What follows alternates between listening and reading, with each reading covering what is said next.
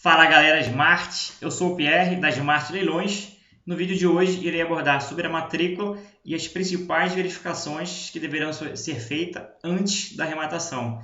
Serão dois vídeos. No vídeo de hoje será uma abordagem mais teórica e no vídeo seguinte será uma abordagem mais prática da matrícula. Prosseguindo, vamos a uma definição de matrícula. O que seria uma matrícula do imóvel? Matrícula é como se fosse uma certidão de nascimento do imóvel, uma identidade do imóvel, ou seja, ela vai registrar todas as informações do imóvel, desde a sua origem, passando por todas as alterações que o imóvel sofreu, principalmente alterações de titularidade, até a data atual. Ou seja, é como se fosse uma certidão de nascimento junto com uma ficha corrida de tudo que aconteceu com o imóvel. Cada imóvel ele possui um único número de matrícula. Fazendo uma comparação, é como se uma pessoa tem um CPF, uma empresa tem um CNPJ, então o imóvel tem um número de matrícula. E quais são os atos que são praticados na matrícula? São dois atos: atos de registro e atos de averbação. Atos de registro são aqueles atos principais, aqueles que envolvem, por exemplo, uma transferência de titularidade do imóvel ou a constituição de um direito real. Como é que eles são identificados na matrícula?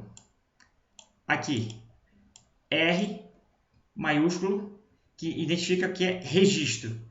Depois é seguido de um número que identifica a ordem cronológica desse ato na matrícula, ou seja, é o quinto ato praticado nesta matrícula. E posteriormente vem o número da matrícula em si, 107.288, que é um exemplo que estou passando para vocês.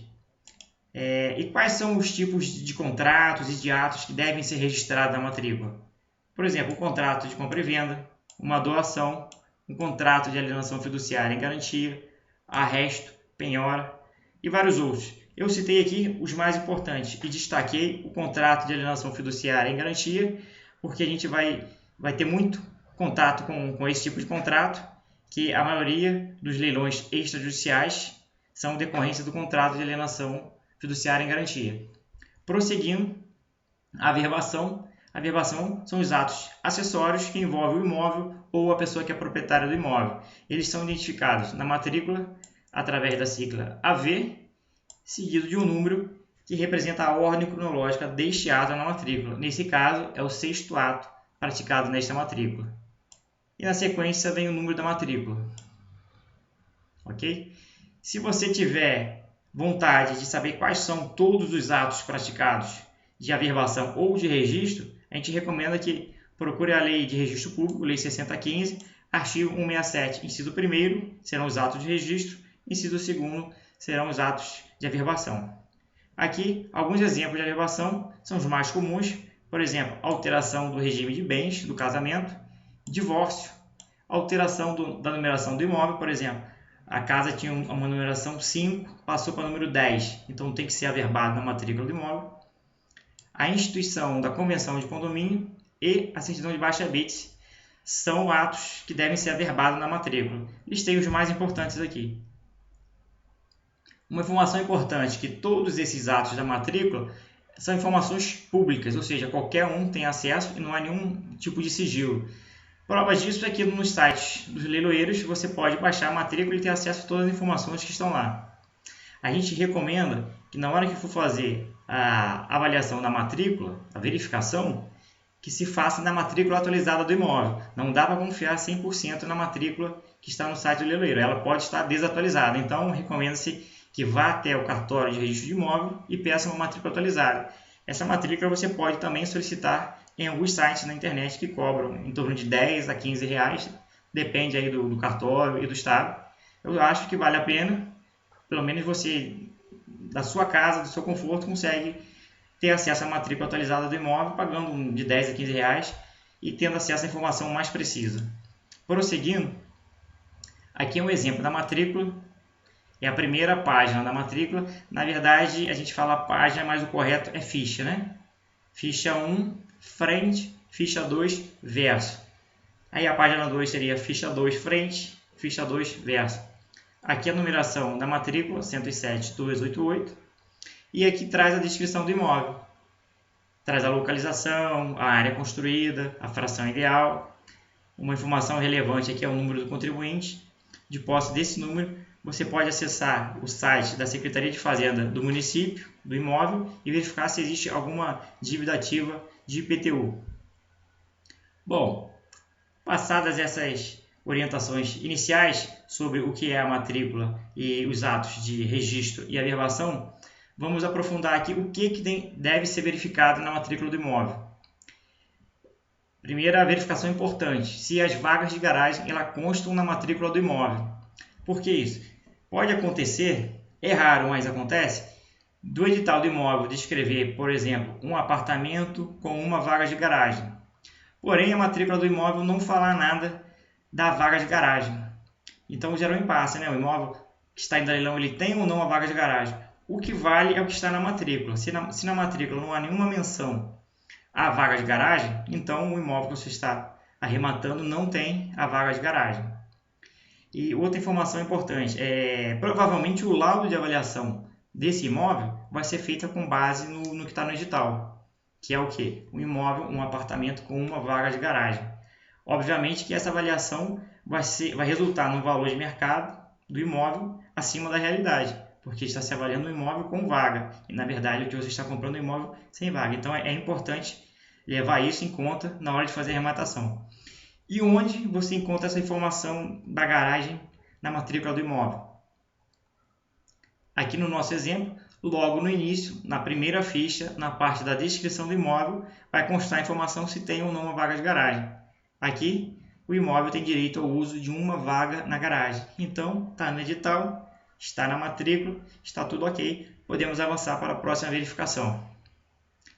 A próxima verificação a ser feita é se o imóvel está registrado em nome da pessoa executada. Por quê? Pode acontecer da pessoa que está sendo executada não ser a proprietária que consta no registro do imóvel. Mas como isso acontece?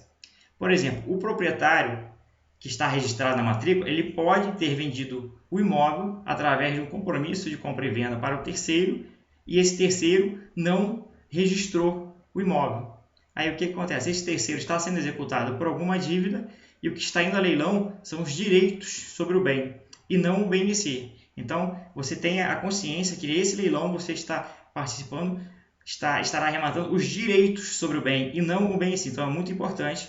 Nós, das Marchas Leilões, evitamos esse tipo de leilão, mas tem gente que gosta, tem gente que acha que compensa, dá um trabalho maior, mas você consegue também, no futuro, se conseguir comprovar toda a cadeia de transmissão seguindo o princípio da continuidade, você vai conseguir transferir a propriedade para você, mas dá mais trabalho. Então, nós, das Marchas Leilões, buscamos um caminho mais fácil, mais rápido e evitamos esse tipo de leilão. Leilão sobre direitos sobre o bem. Nós participamos somente de leilão do bem. Nesse caso, nós não participamos, mas existem pessoas que participam. Aí vai da estratégia de cada um. Prosseguindo, outra verificação importante é constatar se houve o registro do contrato de alienação fiduciária na matrícula. Por que é importante? Olha só, aqui temos um exemplo do contrato de alienação fiduciária registrado na matrícula. Porque no momento que é registrado o contrato, há a transferência da titularidade para o banco. Ou seja, a partir desse momento o imóvel é do banco.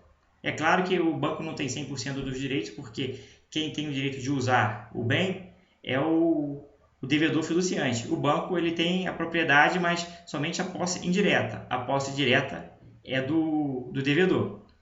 Prosseguindo, verificar se há na matrícula a informação de que o devedor fiduciante foi intimado para purgar a mora.